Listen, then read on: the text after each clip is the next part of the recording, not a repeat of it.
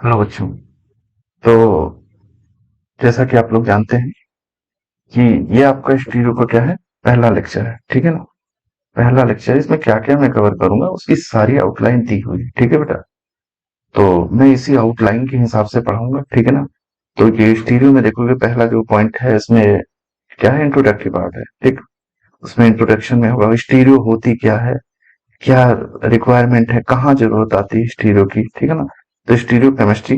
उसके बाद अच्छा, आजकल अगर आप ऑर्गेनिक केमिस्ट्री को देखोगे, बिना किसी भी कॉम्पिटिटिव एग्जाम में अगर आप देखेंगे तो स्टीरियो के बिना बेटा कोई कोई भी एग्जामिनेशन, उसके केमिस्ट्री बेस्ड एग्जामिनेशन, वो बेटा अधूरा सा है। ठीक है ना। तो स्टीरियो केमिस्ट्री बहुत इंपॉर्टेंट है और स्कोरिंग है।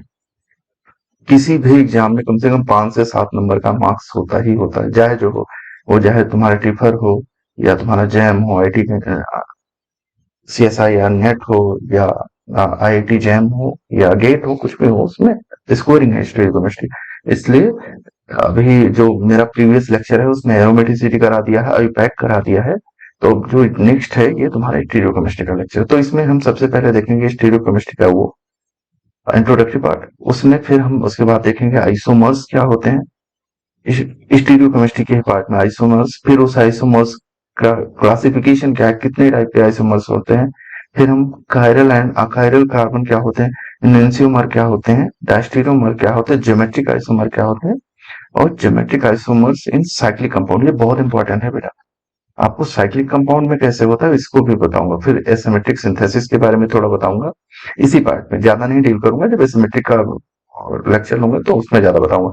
ऑप्टिकल रेजोल्यूशन, इस ये जानते हो क्या बेटा, कि जैसे एक एनेंसियोमर ज्यादा बना है, एक कम बना है, तो उसको रिजॉल्व करके कैसे, जैसे एक आर है और एक एस है, तो उसको रिजॉल्व करके हमको आर एस को अलग करना है, तो कैसे करेंगे उसमें ये देखेंगे। ठीक है ना। उसके बाद में फिर क्या है, रेसमिक मिक्सचर। फिर क्या है, मीजो बताऊंगा, मीजो कंपाउंड्स क्या होते हैं। उसके बाद में आरएस क्या होता है बेटा, फिशर प्रोजेक्शन क्या है, स्पेसिफिक रोटेशन, ऑप्टिकल रोटेशन, ये सारी चीजें मैं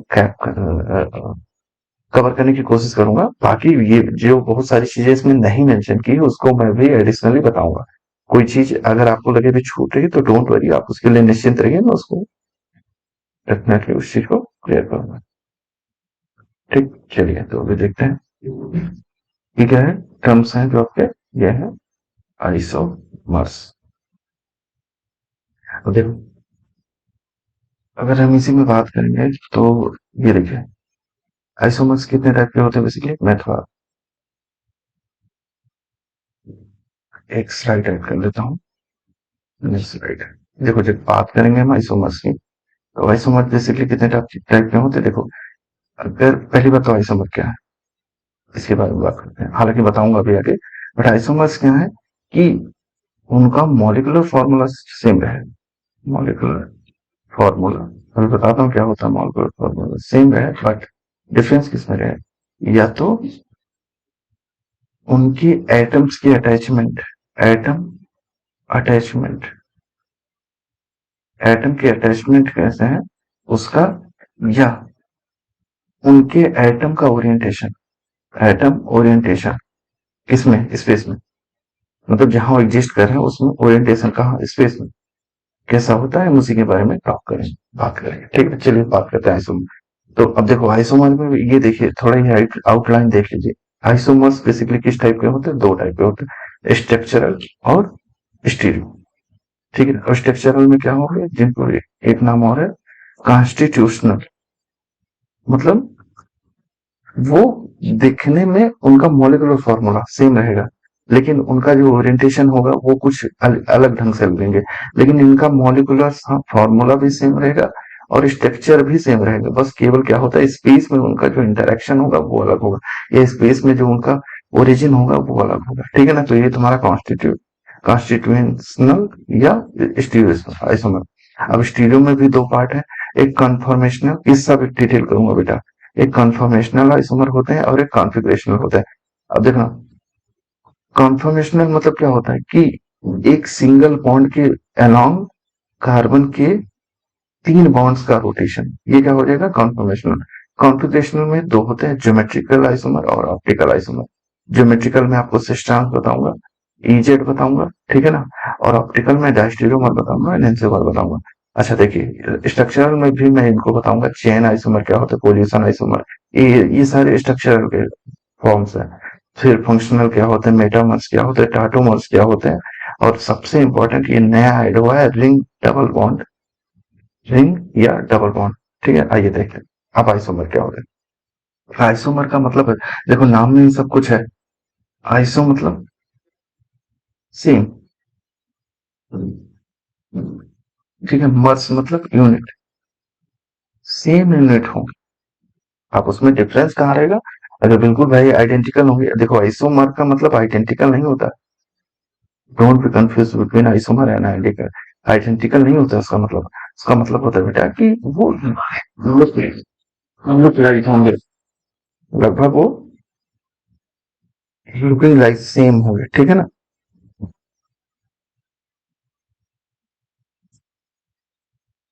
तो हम इसमें दो टाइप के आइसोमर है, ठीक है ना बेटा। एक तो हमारे स्ट्रक्चरल आइसोमर, अभी मैंने पीछे बताया, और फिर क्या है दूसरे तुम्हारे स्टीरियो आइसोमर। स्ट्रक्चरल आइसोमर में क्या होंगे, देखो सेम मॉलिक्यूलर फॉर्मूला, एक एक लाइन देखना, सेम मॉलिक्यूलर फॉर्मूला, ठीक है ना। लेकिन डिफरेंस क्या रहेगा, उनके स्ट्रक्चर में डिफरेंस रहेगा, ठीक है ना। चाहो तो इसको नोट कर लेना, कोई जरूरत नहीं है, मैं एग्जांपल से बताऊंगा, आपको ज्यादा अच्छे से समझ में आएगा। अभी जब एग्जांपल दूंगा तो ज्यादा, तो क्या है, मॉलिक्यूलर फॉर्मूला उनका सेम हो, उनका स्ट्रक्चर डिफरेंस हो, तो वो ऐसे क्या होता है। या अच्छा, कुछ लोग इसको भी थोड़ा कंसीडर करते हैं कि उनका जो आयुपैक नेमिंग है वो क्या रहेगा, डिफरेंट रहेगा, ठीक है ना। ये और उनकी जो फिजिकल प्रॉपर्टीज और केमिकल प्रॉपर्टीज भी डिफरेंट है। वो तो मैं स्ट्रक्चर देख के ही अभी पता चल जाएगा, इतना ज्यादा कहानी लिखने की जरूरत नहीं, मैं केवल ऐसे मैंने थोड़ा सा आपको नोट्स बनाने के लिए मैंने थोड़ा लिखा दिया। स्टीरियो आइसोमर में क्या होने, देखो सेम मॉलिक्यूलर और स्ट्रक्चरल फॉर्मूला दोनों सेम होंगे, लेकिन उनमें डिफरेंस क्या होगा, उनकी कॉन्फ़िगरेशन में डिफरेंस होगा। कॉन्फ़िगरेशन क्या होते हैं मैं आगे बताता हूँ इसके बारे में, ठीक है ना।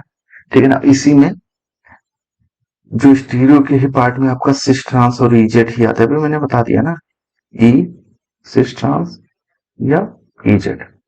तो अगर मैं थोड़ा समराइज करूं, मैं थोड़ा सा एक चीज और बता देता हूँ आपको, नेक्स्ट स्लाइड और ऐड करके मैं थोड़ा बता देता हूँ। देखिए, देखो पहले हम स्ट्रक्चरल आइसोमर की जब बात करेंगे, आइसोमर्स की जब बात करेंगे, तो इसमें दो पार्ट होंगे। एक तो ऐसे नोट कर लेना, एक तो तुम्हारा होगा स्ट्रक्चरल आइसोमर, इसी को कॉन्स्टिट्यूशनल आइसोमर बोलते हैं, स्ट्रक्चरल आइसोमर, ठीक ना। और एक क्या होंगे स्टीरियो आइसोमर, इसी को स्पेस आइसोमर भी बोलते हैं, स्टीरियो आइसोमर। अब देखो, जब हम स्ट्रक्चरल में बात करेंगे तो इसमें क्या रहेगा कि जो अटैचमेंट ऑफ एटम होगा, अटैचमेंट ऑफ एटम होगा, वो क्या होंगे, डिफरेंट होंगे। जैसे देखिए, जैसे यहाँ पे एक एग्जांपल दिखाई देता हूँ, जैसे देखिए ओ CH2CH3, एक ये हो गया फॉर्मूला, ठीक है ना। अब देखना, सॉरी, एक और बढ़ा देता हूँ, CH3, एक ये हो गया, दूसरा देखना CH3CH2O CH2CH3। अब देखना यहाँ, यहाँ ये ऑक्सीजन पहले ही कार्बन से जुड़ा है, ये यहाँ ये ऑक्सीजन क्या सेंटर से जुड़ा है, तो यहाँ देखो अटैचमेंट ऑफ एटम क्या है, डिफरेंट है ना। तो ये क्या हो जाएंगे, तुम्हारे स्ट्रक्चरल आइसोमर हो जाएंगे। अब स्टीरियो में देखना, जैसे देखो ये है CF H और ये Cl, दूसरा देखना CHCl और H। यहाँ देख लो, एक क्लोरीन और दूसरा क्लोरीन एक दूसरे का एडजेसेंट है, लेकिन यहाँ क्या है, एक दूसरे के अपोजिट में है। तो समझ रहे हो ना क्या हो रहा है। तो ये जो एडजेसेंट वाले हैं इसको सिस बोलते हैं, और ये ट्रांस है। अब देख रहे हो यहाँ मॉलिक्यूलर फॉर्मूला सेम है, स्ट्रक्चर भी सेम दिख रहा है, लेकिन क्या है, केवल इनका जो आइसोमर्स में जो क्लोरीन पोजीशन है वो थोड़ा स्पेस में डिफरेंट है। समझ में आ गया होगा ना, तो इसी को बोलते हैं स्ट्रक्चर। और तो अभी हम बात करते हैं आइसोमर में। मैंने बता दिया आपको कि दो type, sorry three three type के होंगे, बट इसको इसी उसमें, एक तो कॉन्स्टिट्यूशनल आइसोमर, दूसरा ज्योमेट्रिकल आइसोमर या ऑप्टिकल। ये दोनों ही स्टीरियो के पार्ट है, दो ही मेजर जो है क्या होगा, एक कॉन्स्टिट्यूशनल आइसोमर और दूसरा स्टीरियो आइसोमर, ठीक है ना। तो ये आइसोमर के पार्ट्स हैं। चलिए, अब कॉन्स्टिट्यूशनल आइसोमर में एक-एक चीज़ मैं बता देता हूँ। देखो मैंने बताया था ना कि क्या होते हैं मॉलिक्यूलर फॉर्मूला इनका क्या हो जाएगा, सेम रहेगा, बट उनका जो सीक्वेंस होगा या एटम्स का अटैचमेंट होता है या एक बड़ा अच्छा वर्ड लिखते हैं कनेक्टिविटी, जो उनके एटम की कनेक्टिविटी होगी वो डिफरेंट होगी, उसी को कॉन्स्टिट्यूशनल आइसोमर कहते हैं। जैसे यहाँ देखना, ये देखा इसके स्केलेटल आइसोमर बोलते हैं। यहाँ देखो तीनों कार्बन चेन में है, यहाँ देखो ब्रांचिंग हो गई, एक कार्बन ब्रांच में चला गया, तो स्केलेटल आइसोमर। पोजिशनल में देखो सब कुछ मॉलिक्यूलर फॉर्मूला सेम है दोनों का। अगर इनका मॉलिक्यूलर फॉर्मूला क्या है, इसमें नंबर ऑफ एटम की बात करते हैं, कितने टाइप के हैं नंबर ऑफ एटम्स। अब देखना जैसे इसमें देखना कितने कार्बन है, 1 2 3 4 5 6, कितने कार्बन है इसमें, 6 कार्बन, ठीक। और क्या हाइड्रोजन है, बिल्कुल सब पोजीशन पे हाइड्रोजन लगे हुए, 1 2, कितने हाइड्रोजन है, 1 2 3 4, और ये हाइड्रोक्सी वाला हाइड्रोजन है ना, तो कितना हो गया CH H5, ठीक। अब कितने ऑक्सीजन है, एक ऑक्सीजन है और दो ऑक्सीजन है, तो O3, मॉलिक्यूलर फॉर्मूला C6H5O3। यहाँ देखना क्या है, यहाँ एक हाइड्रोजन, यहाँ एक हाइड्रोजन, यहाँ एक हाइड्रोजन, यहाँ हाइड्रोजन। अब इसका मॉलिक्यूलर फॉर्मूला कितना, कितने कार्बन है, 6 कार्बन है, तो C6 हाइड्रोजन कितने, 4 ही है, एक हाइड्रोक्सी वाला, तो कितना हो जाएगा 5। और यहाँ एक नाइट्रोजन भी है, तो यहाँ भी एक नाइट्रोजन था ना, और एक N है और ऑक्सीजन 3। तो देख रहे हो मॉलिक्यूलर फॉर्मूला सेम है, लेकिन देखो यहाँ NO2 का ओरिएंटेशन यहाँ दूसरे पोजीशन पे, यहाँ चौथे पोजीशन पे। समझ में आ रहा है ना, तो इसको बोलते हैं स्टीरियो आइसोमर, और सॉरी कॉन्स्टिट्यूशनल आइसोमर। मतलब ओरिएंटेशन जो पोजीशन है, जो उन एटम्स की कनेक्टिविटी है, यहाँ दूसरे पोजीशन पे, यहाँ यहाँ पर अगर आप कनेक्टिविटी बेटा देखेंगे, तो ये जो कनेक्टिविटी है, सॉरी थोड़ा पेन चेंज कर देता हूं। अगर हम इसकी कनेक्टिविटी की बात करेंगे, तो ये देखो दूसरे पोजीशन पर, ये किस पे है, फोर्थ पोजीशन। समझ में आया, तो यहाँ कनेक्टिविटी का मामला आ जाता है, ठीक। चलिए अभी हम बात करते हैं उसके एक एक पार्ट की बात करते हैं। अब जब हम बात करेंगे, अभी मैंने बात कर दी, अब उसमें सबसे पहला क्या है, कॉन्स्टिट्यूशन मैंने बताया था फंक्शनल ग्रुप आइसोमर। मतलब इसमें क्या रहेंगे, डिफरेंट फंक्शनल ग्रुप रहेंगे। कैसे बेटा देखते हैं, ये अगर मॉलिक्यूल ठीक से देखोगे तो क्या लिखा, C2H5OH, ये कौन सा ग्रुप है, एल्कोहल ग्रुप है, इथेनॉल है ना, तो ये तुम्हारा एल्कोहल हो गया। और ये क्या है, यहां देखना CH3O CH3।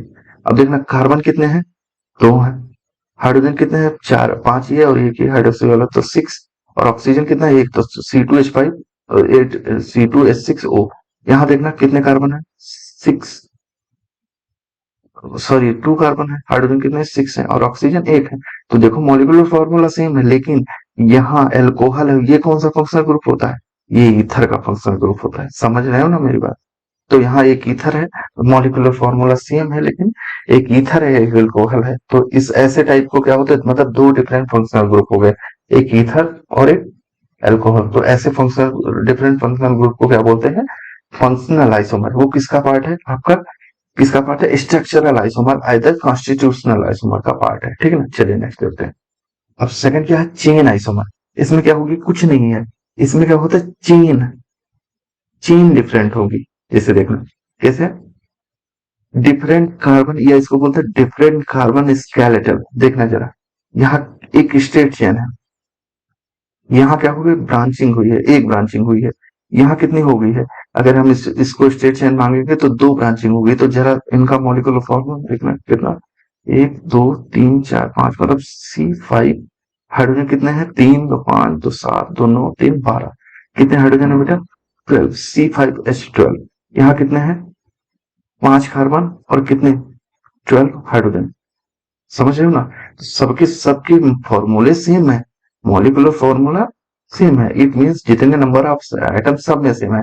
लेकिन प्रॉब्लम कहाँ आई है, प्रॉब्लम यही आई बेटा कि यहाँ पे ब्रांचिंग हो गई चेन में। एक स्ट्रेट चेन है, इसको क्या बोलते हैं, स्ट्रेट चेन, स्ट्रेट चेन है, और यहाँ ब्रांचिंग हुई है, इसमें एक ब्रांचिंग हुई है, और यहाँ 2 ब्रांचिंग हुई है। इसे आइसोमर्स को क्या बोलते हैं, चेन आइसोमर बोलते हैं। ये किसका पार्ट है, तुम्हारे स्ट्रक्चरल आइसोमर का पार्ट है। चलिए नेक्स्ट आते हैं पोजीशन आइसोमर। मैंने स्टार्टिंग में एक एग्जांपल बताया था ना कि ऑक्सीजन की पोजीशन चेंज थी। यहाँ पे सब देखो कि यहाँ पे जो कार्बन और हाइड्रोजन के अलावा जो कंपाउंड है, सॉरी जो एटम रहेगा, उसका क्या रहेगा, पोजीशन चेंज रहेगा। देखो क्या है, organic compound having same molecular formula but उसमें जो डिफरेंट सब्स्टिट्यूएंट होंगे, जो सब्स्टिट्यूएंट होंगे बेटा, जो उसमें सब्स्टिट्यूएंट पाए जाएंगे, जैसे यहाँ पे सब्स्टिट्यूएंट क्या है, आयोडीन। मैंने सब्स्टिट्यूएंट क्या होता है मैंने स्टीरियो में पढ़ा रखा है, देख लेना। यहाँ आयोडीन, तो जो सब्स्टिट्यूएंट है उसकी पोजीशन में चेंजिंग है। यहाँ कौन से नंबर पे है, 1 2 3, जहां सब्स्टिट्यूएंट लगा रहता है वहीं से नंबरिंग करते हैं। यहाँ कितने में, 1 2। तो यहाँ पे देखो, यहाँ सब्स्टिट्यूएंट क्या है, डिफरेंट पोजीशन पे है। यहाँ पहले नंबर पे, यहाँ दूसरे नंबर पे सब्स्टिट्यूएंट लगा हुआ, तो इट मीन्स कि जब सब्स्टिट्यूएंट जो आए होते हैं उनकी पोजीशन चेंज होती है, तो ऐसे आइसोमर्स को क्या बोलते हैं हम, पोजिशनल आइसोमर को या पोजीशन आइसोमर बोलते हैं, ठीक ना। चलिए अभी आते हैं फंक्शनल आइसोमर। मैंने शायद पीछे बता दिया था, एक बार और रिपीट कर दे रहा हूँ, कोई प्रॉब्लम नहीं। ऑर्गेनिक कंपाउंड में जिसमें डिफरेंट फंक्शनल ग्रुप होंगे, देखना ये क्या है, मॉलिक्यूलर फॉर्मूला ये ऐसे लिखा होता है, बड़ा लिख दे रहा हूँ, CH2 C double bond O H. एक है प्रोपेनॉल, है ना, प्रोपेनॉल। और ये क्या है, CH3 C double bond CH3। देखना कार्बन कितने हैं, 6 कार्बन, ओ सॉरी 4 कार्बन, 3 कार्बन, हाइड्रोजन 6 और 1 ऑक्सीजन। यहाँ भी 2 3 कार्बन और 6 हाइड्रोजन और 1 ऑक्सीजन। तो सब देख रहे हो, सबका मॉलिक्यूलर फॉर्मूला क्या है, सेम है, बट फंक्शनल ग्रुप, यहाँ यही प्रोपेनॉल हो गया, यहाँ ये कीटोन हो गया, यहाँ सेम चीज प्रोपियोनिक एसिड हो गया, ये ऐसे लिखा हुआ, शायद आप लोगों को ना दिखे, लिख दे रहा हूँ। ये क्या है, सेम प्रोपियोनिक एसिड। ये देखो एस्टर भी आ गया उसमें, CH3 सी डबल बॉन्ड ओ CH3। यहाँ देखो ये एस्टर हुआ, सबका मॉलिक्यूलर फॉर्मूला सेम है, लेकिन यहाँ एक एल्डिहाइड है, एक कीटोन है, एक एसिड है, एक एस्टर है, ठीक है ना। चलिए अब ये थोड़ा इंपॉर्टेंट है बेटा, इसको जरूर देखना, ठीक है। मीटामर्स क्या होते हैं, ठीक है ना, कुछ नहीं है मीटामर्स, जो मैंने उसमें स्टार्टिंग में तुमको बताया था ना कि इसमें जो कार्बन की होमोलॉगस सीरीज होती है ना, सीरीज जो होती है वो डिफरेंट नेचर की होती है। डिफरेंट नेचर किसके हिसाब से, जो उनमें एल्किल ग्रुप अटैचमेंट होते हैं वो क्या होते हैं, वो अलग अलग होते हैं। जैसे यहाँ पे देखो ये ऑक्सीजन है, देखो CH3 सॉरी C2, एक सेकंड, C2H5O C2H5, ठीक है ना। यहाँ देखना, फिर दूसरा क्या लिखा है, CH3O CH2 CH2 CH3, ठीक। ये और एक और देखना, CH3O CH3 CH3। अब देखो सारे के सारे एसिड हैं, समझ रहे हो ना मेरी बात, ये सारे के सारे सेम मेंबर के हैं, मतलब सारे के सारे क्या है, ईथर है, सारे के सारे क्या है, ईथर है। लेकिन इसमें जो कार्बन, इसी सेम फंक्शनल ग्रुप में, सेम फंक्शनल ग्रुप में, सेम फंक्शनल ग्रुप है ना, ईथर है, सेम फंक्शनल ग्रुप में जो कार्बन के चेन्स हैं वो डिफरेंट डिफरेंट लगे हों, तो ऐसे आइसोमर्स को हम क्या बोलते हैं, मेटामर्स बोलते हैं। मेटा मतलब उसी सेम ग्रुप से बिलोंग करते हो, लेकिन, है ना, सेम ग्रुप से बिलोंग करते हो, लेकिन उसमें जो नंबर ऑफ कार्बन या उनके जो कार्बन की चेनिंग हुई हो वो डिफरेंट डिफरेंट, ठीक है ना। तो ऐसे आइसोमर्स को क्या होता है, ठीक। चलिए आगे बात करते हैं। अब होते हैं टाटोमर्स, क्या होते हैं, इसको तुम बहुत अच्छे से पढ़े होगे, किसमें, टाटोमराइजेशन। ये होता है उसमें, क्या बोलते हैं, तुम्हारे इनोलेट फॉर्मेशन जब होता है तो वहां टाटोमर्स पढ़ोगे, फिलहाल भी मैं यहाँ पे यहीं पे बता रहा हूँ, ठीक है ना। टाटोमर्स क्या होता है, देखो ये एक डायनामिक आइसोमर है, मतलब समझ रहे हो ना, ये इंटरचेंज हो जाते हैं। डायनामिक मतलब कभी इस फॉर्म में रहेंगे, कभी ए से बी में चले जाएंगे, कभी बी से ए में। एक्चुअल में ये इसी फॉर्म में ऐसे लिखे जाते हैं। डायनामिक मतलब क्या, कभी ए से बी में चला जाएगा, कभी बी से ए में चले जाएगा, तो ऐसे आइसोमर को क्या बोलते हैं, आइसोमर टाटोमर्स बोलते हैं। जैसे देखा ये CH3, एक second, CH3 C double bond CH2 CO C2H5।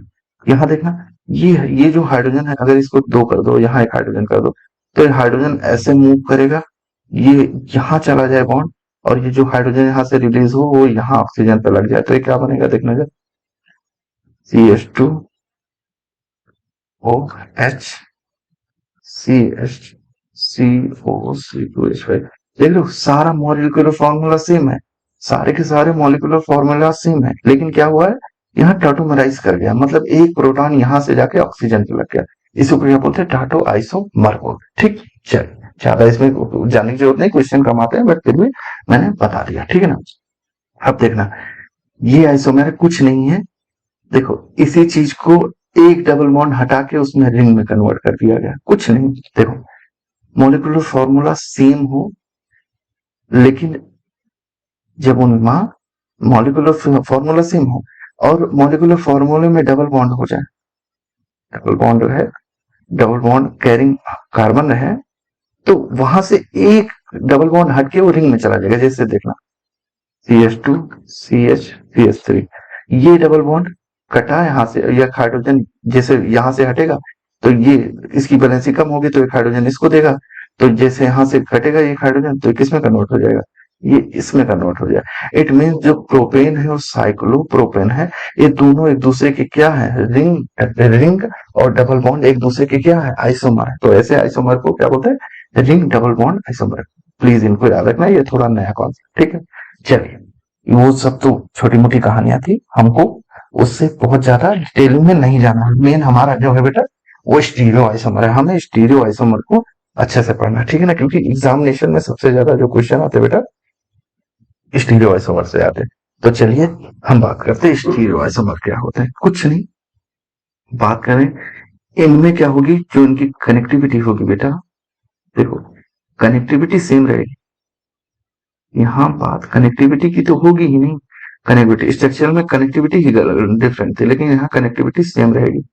लेकिन जो उनका स्पेशियल मतलब जो अरेंजमेंट होगा, जो उनका स्पेशियल अरेंजमेंट, जो स्पेस में अरेंजमेंट होगा, वो डिफरेंट होगा। अरेंजमेंट जो होगा वो क्या रहेगा, डिफरेंट रहेगा। तो ऐसे आइसोमर को क्या बोलते हैं, स्टीरियो आइसोमर, ठीक है। चलिए एक एग्जांपल मैं बताता हूँ आपको, मैं एक स्लाइड ऐड कर लेता हूँ। देखो जैसे एक H है, यहाँ CH3, ठीक, यहाँ CH3 है, H है। चलिए, एंड दूसरा क्या है, C डबल बॉन्ड, यहाँ एक CH3 है, यहाँ एक हाइड्रोजन है, और यहाँ फिर यहाँ पे H है, यहाँ CH3 है। तो देखो यहाँ पे अगर आप ठीक से देखेंगे बेटा, तो यहाँ देखिए, ये जो है CH3, ये एक दूसरे के किस पे है, 190 पे है ना, सॉरी 180 पे है ना, 180 पे है। लेकिन यहाँ देखो, एक दूसरे के एडजेसेंट है, ये क्या एडजेसेंट है, तो मतलब इनकी कनेक्टिविटी सेम है। देखो ये भी कार्बन से कनेक्टेड है, इस कार्बन से क्या कनेक्टेड है, एक CH3 कनेक्टेड है और एक हाइड्रोजन कनेक्टेड है। इस कार्बन से भी क्या, एक H और एक CH3 कनेक्टेड है, कनेक्टिविटी सेम। यहाँ भी देखो, इससे क्या कनेक्टेड है, CH3 एक हाइड्रोजन, यहाँ इससे भी CH3 और एक हाइड्रोजन कनेक्टेड है, कनेक्टिविटी सेम है। मतलब एटम की कनेक्टिविटी सेम है, बट जो इनका स्पेस में अरेंजमेंट है, एक ट्रांस माइनर है, एक सिस में, तो ऐसे आइसोमर को क्या बोलते हैं, स्टीरियो आइसोमर बोलते हैं, ठीक है ना। ठीक है, अब उस स्टीरियो आइसोमर में जो मेन पार्ट है, वो कन्फर्मेशन आइसोमर होता है। देखो कन्फर्मेशनल आइसोमर क्या कहता है कि उन ऐसे आइसोमर में क्या होता है, ये सिंगल बॉन्ड के अलावा रोटेशन दिखाई देता है। जैसे देखते हैं, नेक्स्ट स्लाइड है, बताता हूँ, नेक्स्ट स्लाइड। जैसे देखो, वो क्या करेंगे, जैसे यहाँ कार्बन पे क्या है, लेट सपोज ये जो है सॉहर्स प्रोजेक्शन है, मैं इसके बारे में बताऊंगा, फिर सब प्रोजेक्शन सारे बताऊंगा, फिलहाल अभी देखें HCl, और यहाँ Br लगा ले, सेम यहाँ भी लगा लेते हैं, Cl H और Br लगा ले। अब देखो इनका जो रोटेशन होता है कंटिन्यू होता रहता है, कंटिन्यू होता रहता है रोटेशन, ठीक है ना। तो इनके रोटेशन से कभी ये Cl जो है, ये इस हाइड्रोजन के सामने आ जाएगा, ठीक, कभी रोटेशन होके ये Cl इसके सामने आ जाएगा। तो देखो सिंगल बॉन्ड के अलोंग रोटेशन होने पर, सिंगल बॉन्ड के अलोंग रोटेशन होने पर क्या मिल रहा है हमको, डिफरेंट डिफरेंट स्ट्रक्चर मिल रहा है, डिफरेंट स्ट्रक्चर मिले, तो ऐसे आइसोमर को क्या बोलते हैं, कंफर्मेशन आइसोमर। कंफर्मेशन मतलब चेंज कहाँ हो रहा है, देखो ये वाला, यहाँ पे केवल इसी बॉन्ड के अलोंग जब रोटेशन होता है, तो रोटेशन सिंगल बॉन्ड के होने की वजह से क्या करते हैं, वो डिफरेंट डिफरेंट हमको, जैसे यहाँ पे अगर आप देखेंगे तो ये सेम रहेगा, ये Cl F, ये यहाँ फ्लोरीन की जगह पे आ जाएगा, ये फ्लोरीन H की जगह पे आ जाएगा और ये Cl की जगह पे चला जाएगा। तो इसके अलावा और ये पॉइंट फिक्स कर लो, तो जो जो डिफरेंट डिफरेंट स्ट्रक्चर मिलेंगे वो इनको क्या बोलते हैं, कंफर्मेशन आइसोमर। मतलब जब just rotation about the single bond, then different arrangement जो हमको ऑब्टेन होगा, ऐसे आइसोमर्स को क्या बोलते हैं, रोटेशन आइसोमर बोलते हैं, ठीक है ना, या कंफर्मेशन आइसोमर बोलते हैं, ठीक है ना। ये इतना डिफिकल्ट नहीं है, मेन आते हैं हम इसके बारे में बात कर रहे हैं। चलिए, ज्योमेट्रिकल आइसोमर, देखिए ये जानना आपको बहुत जरूरी है। ज्योमेट्रिकल से पहले मैं थोड़ा आपको कॉन्फ़िगरेशन आइसोमर को बता देता हूँ, फिर ताकि आपको ज्योमेट्रिकल समझने में अब देखो ये कन्फर्मेशनल हो गया। अब देखना कॉन्फ़िगरेशनल क्या होते हैं। कॉन्फ़िगरेशनल आइसोमर क्या होता है, देखो देखो इस आइसोमर में क्या होंगे कि यहाँ हमेशा बॉन्ड रोटेशन से कभी उसको ऑप्टेन नहीं कर पाओगे। बॉन्ड रोटेशन से तो आइसोमर मिलेगा ही नहीं। कॉन्फ़िगरेशन इट मींस, जैसे कॉन्फ़िगरेशन में एटलीस्ट अगर उनको सेम कॉन्फ़िगरेशन चाहिए तो एटलीस्ट कितना, टू बॉन्ड जो होंगे, दो बॉन्ड क्या होंगे, कांस्टेंट रहेंगे। दो एटलीस्ट, एटलीस्ट की बात कर रहा हूं, तीन करोगे तो कन्फर्मेशन में चला, दो बॉन्ड एटलीस्ट नहीं, इसको फिक्स लिखो, दो बॉन्ड कांस्टेंट रहेंगे, कांस्टेंट है, और और जो रिमेनिंग दो बॉन्ड है उनके बीच में इंटरचेंज होगा, बिटवीन बिटवीन जो दो रिमेनिंग बचे हुए हैं उनके बीच में इंटरचेंज होगा। और इनको ऑब्टेन करना रोटेशन से नहीं, इसमें हमेशा बॉन्ड ब्रेकिंग करनी पड़ेगी। बॉन्ड ब्रेकिंग कंपलसरी है ऐसे आइसोमर को ऑब्टेन करने के लिए। आपको बॉन्ड ब्रेकिंग कंपलसरी है भैया, इसको याद रखना। अभी कैसे बताता हूँ। तो ऐसे आइसोमर को क्या बोलते हैं, अच्छा ये सब में नहीं होता है, जिसमें केवल सिंगल बॉन्ड होगा वहां कॉन्फ़िगरेशनल होने के चांसेस ही नहीं।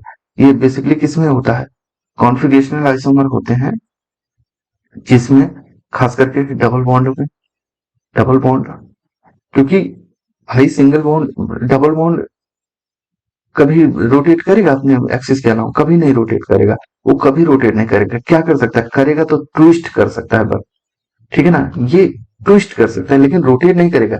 भाई ये ऐसे ट्विस्ट करेगा तो कैसे, ये ऐसे ट्विस्ट कर जाएगा। तो ऐसे इतना ही हो सकता है। तो एक तो डबल बॉन्ड कर सकते हैं कॉन्फर्मेशन, या और क्या कर सकते हैं, साइक्लिक सिस्टम कर सकते हैं।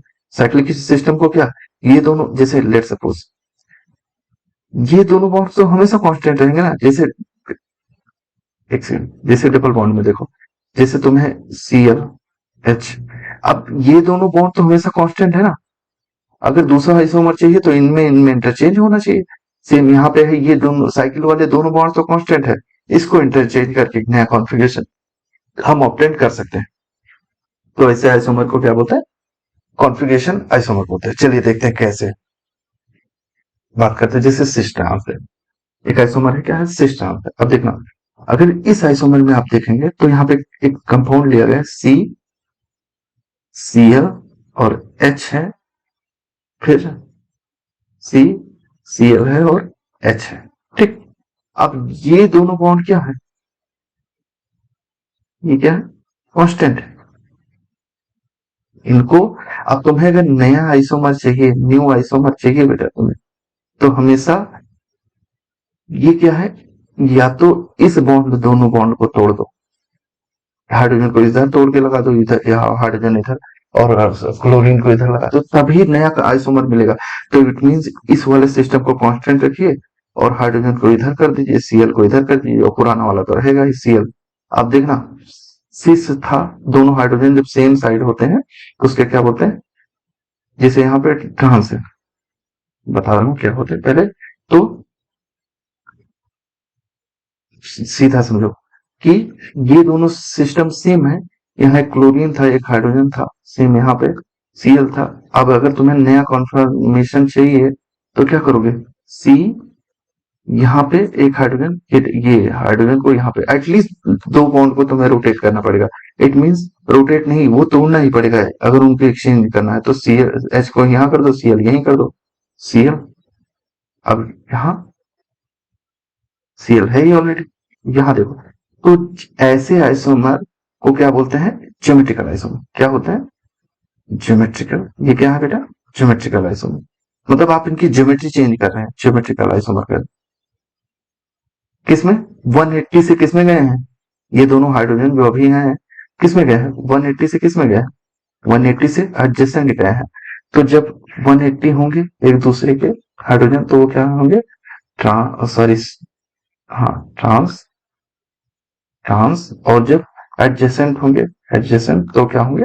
सिस। तो ये दोनों हाइड्रोजन क्या है? एक दूसरे के ट्रांस 180, तो ये क्या होगा? ट्रांस रेखा हो जाएंगे सिस। और जो ओवरऑल आइसोमर है ये क्या है? Stereo isomer. स्टीरियो में कौन से? Geometrical isomer. ओके। आइए नेक्स्ट एग्जांपल पे चलते हैं हम। ईजेड।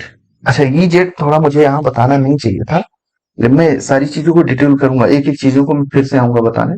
ठीक है ना? सिस्टम्स अच्छे से बताऊंगा क्या है। अभी मैं केवल एक ओवरव्यू दे रहा हूँ, मुझे क्या क्या पढ़ाना है इसमें। ठीक है ना? तो मैं इसके बारे में डिटेल में करूंगा, आपको बहुत सारे क्वेश्चन कराऊंगा, डोंट वरी उसके लिए। मैं केवल एक ओवरव्यू दे रहा हूँ कि मुझे क्या क्या, ये मैंने बोला ना इंट्रोडक्टरी लेक्चर है, क्या क्या होते हैं, कैसे कैसे होते हैं, मैंने इंट्रोडक्शन दे दिया, फिर बाकी डिटेल में एक एक चीज को मैं बताऊंगा। अब यहाँ देखिए ईजेड आइसोमर है। इसमें जो होता है, देखो सब, एक आप लोग एक बहुत कंफ्यूजन रखते हैं कि इजेड एंड सिस ट्रांस क्या सेम है। मैं एक दिन आप लोगों को बता रहा हूँ, मैं यहाँ पे आईटी में मैं एक लेक्चर ले रहा था, तो उसमें मैं बच्चों से सिस ट्रांस पूछूं तो वो इजेड बोल दे रहे थे। भाई इजेड और सिस ट्रांस अलग अलग है। सिस ट्रांस और इजेड जो है वो दोनों अलग चीज है। जो आपका इजेड होता है वो सीआईपी रूल पे बेस्ड होता है। मैं सारी चीजें बताऊंगा, सीआईपी रूल क्या है, कैसे इजेड निकालते हैं, ये सीआईपी रूल बेस्ड होता है। ठीक है ना? उसमें प्रायोरिटी देखते हैं, आइटम की प्रायोरिटी देखते हैं कि कौन सा आइटम कैसे लगा हुआ। तो मैंने बोला ना कि सीआईपी रूल क्या होता है इसमें। सीआईपी दिया था, चिंग, सॉरी, चैन, इन गोल्ड और प्री लॉग, 3 साइंटिस्ट से उन्होंने मिला के बताया था कि कैसे नेमिंग करते हैं ऐसे। इसमें क्या है? कुछ नहीं, देखो बताते रहूं थोड़ा सा, लेकिन अभी इसके बारे में मैं डिटेल करूंगा। ठीक है ना? जैसे देखिए, लेट्स सपोज यहाँ पे एच है, यहाँ पे सी एल है, वही वाला हाइड्रोजन। यहाँ पे फ्लोरीन है, और यहाँ पे ब्रोमीन है। ठीक, चलिए। अभी इसका इजेक्ट क्या सिस ट्रांस इसका हो सकता है? नहीं हो पाएगा। एटलीस्ट 2 हाइड्रोजन चाहिए। तो यहाँ फिर क्या करें? फिर हम इनका सीआईपी रूल ये कहता है, एक रूल केवल, बहुत सारे रूल है, मैं फिलहाल इसके नेमिंग के लिए बता। सीआईपी रूल कहता है कि जिसकी एटॉमिक पीरियोडिसिटी में नंबर ज्यादा होता है, पीरियोडिसिटी में नंबर ज्यादा होता है, उसको पहली प्रायोरिटी देते हैं। जैसे ब्रोमीन, तो पहले इधर हाफ का इधर अलग करेंगे नंबरिंग, और दूसरे हाफ का उधर करेंगे। ठीक है ना? चलिए। तो ब्रोमीन का कितना होता है प्रायोरिटी? ये क्लोरीन का सब बड़ा भाई है ना, तो प्रायोरिटी वाइज इसको सबसे ज्यादा पीरियोडिक टेबल में लगभग ब्रोमीन का जो एटॉमिक नंबर होता है वो आपके फ्लोरीन से ज्यादा होता है, तो प्रायोरिटी 1 नंबर, और ये 2 नंबर प्रायोरिटी पाएगा। ऐसे सेम यहाँ पे हाइड्रोजन क्या है? छोटा है ना, तो क्लोरीन 1 नंबर प्रायोरिटी, और यहाँ हाइड्रोजन 2 नंबर। अब देखना, यहाँ 1 नंबर और 1 नंबर एक दूसरे के क्या है? एंटी हैं। तो जो लो प्रायोरिटी वाले हैं एक दूसरे के एंटी हैं, तो उनको क्या बोलते हैं हम? हमेशा बोलेंगे ई। ठीक। और अभी यहाँ देखना, लेट्स सपोज ऐसे करते हैं, एच, फ्लोरीन और we are.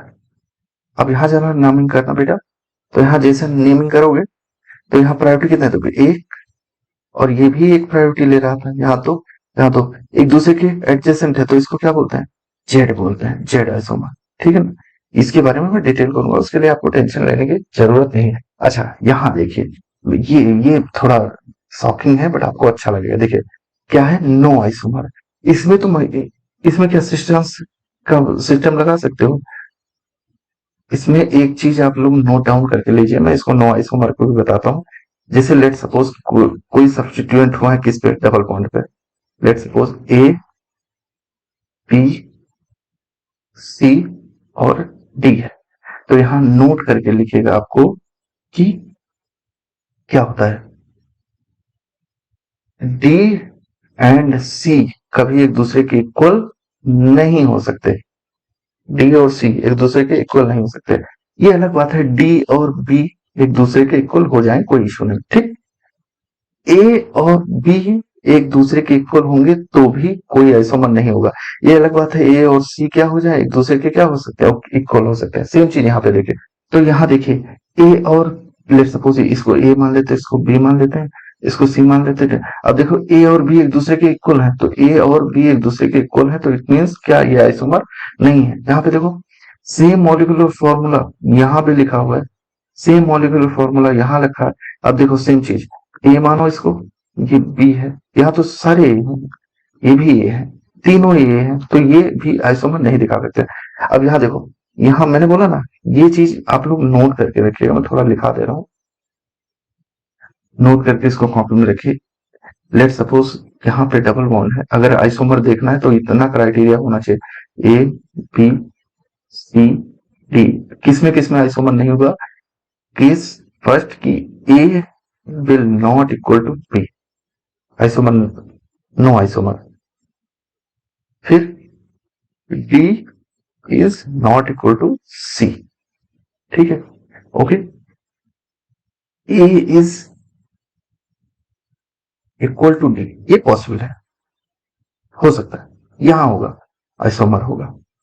B is equal to D, बिल्कुल यहां भी आइसोमर होगा, ठीक है ना। तो ये सारी चीजें आपको ध्यान में रखनी। चलिए अब में बेटा हम बात करते हैं, आ जाते हैं अपने स्टीरियो आइसोमर में, ठीक है ना। तो हम बेटा इसमें हम बात करेंगे कायरल, और कायरल मॉलिक्यूल क्या है, और उसमें जब कायरलिटी की बात आएंगे तो उसमें मैं एक टर्म डिस्कस करूंगा, impossible and super impossible mirror. तो यही होगा। तो ये इंट्रोडक्टरी पार्ट था। अब आगे की क्लास में मैं धीरे धीरे सारी चीजों को क्या करूंगा, डील करूंगा। तो ये इंट्रोडक्टरी पार्ट है। डिटेल क्लास जो होगी आपकी, डिटेल क्लास वो जल्दी ही मैं अपलोड कर दूंगा, थोड़ा सा टाइम लग रहा है बट डोंट वरी, मैं कंप्लीट क्लास और स्टीरियो इतना बेटा मैं करवा दूंगा कि आपको इसके बाद में बुक पढ़ने की जरूरत नहीं पड़ेगी, ठीक है ना। Thank you so much for watching me and keep supporting, ठीक है ना। और जैसे जैसे आप लोग को कोई क्वेरी होगी तो डोंट वरी, मैं बहुत जल्दी अपना कमेंट सेक्शन ऑन कर दूंगा, आप लोगों को कोई इशू नहीं, ठीक है ना। तो आई होप सो आप सभी लोग स्वस्थ रहें, मस्त रहें। Thank you so much, thank you for watching, bye bye, take care.